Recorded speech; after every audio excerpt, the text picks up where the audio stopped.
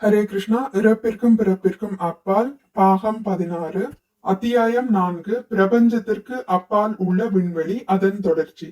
பரஸ்துபாவ என்பது உயரிய இயற்கை தன்மை என்று பொருள்படும்.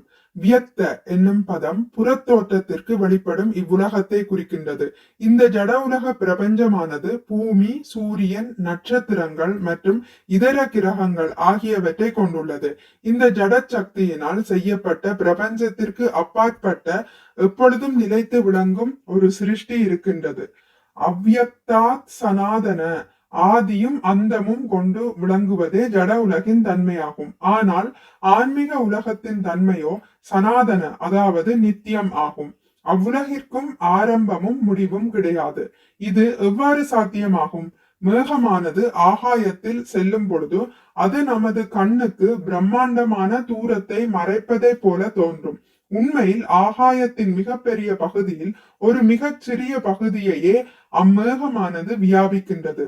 நாம் மிகச்சிறிய மனிதர்களாகையால் ஒரு மேகமானது சில 100 மைல்கள் விஸ்தீரத்தை கொண்டு விளங்கும் போது நமது கண்ணுக்கு முழு ஆகாயமும் மறைக்கப்பட்டு விட்டது போல தோன்றக்கூடும். அதே மாதிரியாக இந்த ஜட சிருஷ்டியானது அளவில்லாத ஆன்மீக விண்வெளியில் மிகச் சிறியதொரு மேகத்திற்கு ஒப்பாகும்.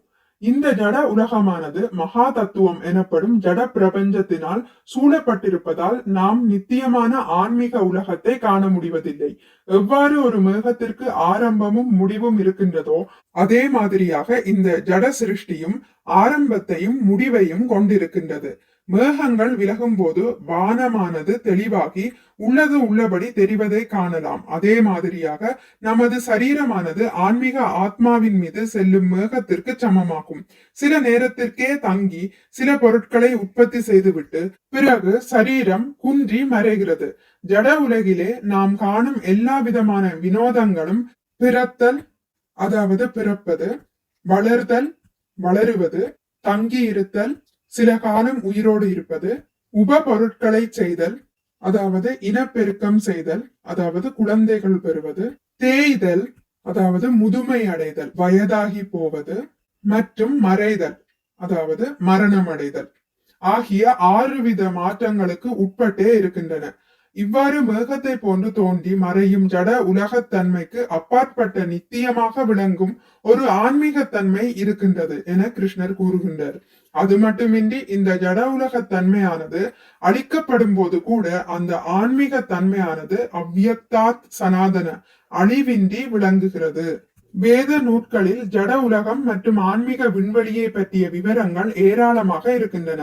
ஸ்ரீமத் பாகவதத்தின் 2வது காண்டத்தில் ஆன்மீக விண்வெளியை பற்றியும் அங்கு வாழ்பவர்களை பற்றியும் விவரங்கள் உள்ளன.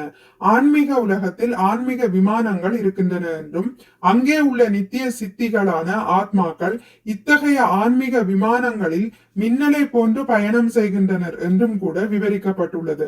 நாம் இங்கு காணும் காட்சிகள் அனைத்தையும் அங்கே ஆன்மீக உலகத்தில் உண்மையாகவே காணலாம். ஜட உலகத்தில் நாம் காணும் அனைத்தும் ஆன்மீக உலகத்தில் உண்மையாகவே இருக்கும் பொருட்களின் பிரதிபலிப்பு அல்லது நிழலே ஆகும். நாம் ஒரு சினிமா படத்திற்கு செல்வோமாயின் அங்கு திரையில் காண்பவை அனைத்தும் வெளியே நிகழும் உண்மையான நிகழ்ச்சிகளின் பிரதிபலிப்பு அல்லது நிழலே ஆகும். எவ்வாறு சில கடைகளில் அலங்காரத்திற்காக வைக்கப்பட்டிருக்கும் ஒரு பெண் பொம்மை உண்மையான ஒரு பெண்ணையொட்டி அமைக்கப்பட்ட நகலோ, அதே மாதிரியாக இந்த ஜட உலகமும் உண்மையாக இருக்கும் ஆன்மீக உலகத்தையொட்டி ஜட சக்திகளினால் உருவாக்கப்பட்ட நகலே என்று ஸ்ரீமத் பாகவதம் தெரிவிக்கின்றது. சற்றே அறிவு படைத்த எவரும் கடையில் காணும் பெண் பொம்மை உண்மையானது அல்ல என்று எளிதில் அறிவர். ஆன்மீக உலகம் என்ற ஒன்று உண்மையாகவே இருப்பதின் காரணமாகவே நகலான இந்த ஜட உலகமானது நமக்கு உண்மையை போல தோன்றுகிறது என்று ஸ்ரீதர சுவாமி கூறுகின்றார். உண்மை என்றால் என்ன என்று நாம் புரிந்து கொள்ள வேண்டும். அழிக்க முடியாது விளங்கும் பொருட்களே உண்மையான பொருட்களாகும். உண்மை என்றால் அழியாத நித்திய தன்மை ஆகும். நாச்சதோ வித்யதே பாவோ நாபாவோ வித்யதே சதா உபயோர் அபிதிருஷ்டோ அந்தஸ் திவி அனயோஸ் தத்வதர்ஷிபி. உண்மையை கண்கூடாக கண்டறிந்தவர்கள் உண்மை அல்லாதது நிலைக்காது என்றும் உண்மையானது தடையின்றி நிலைத்து நிற்கிறது என்றும் முடிவு செய்து இருக்கின்றனர்.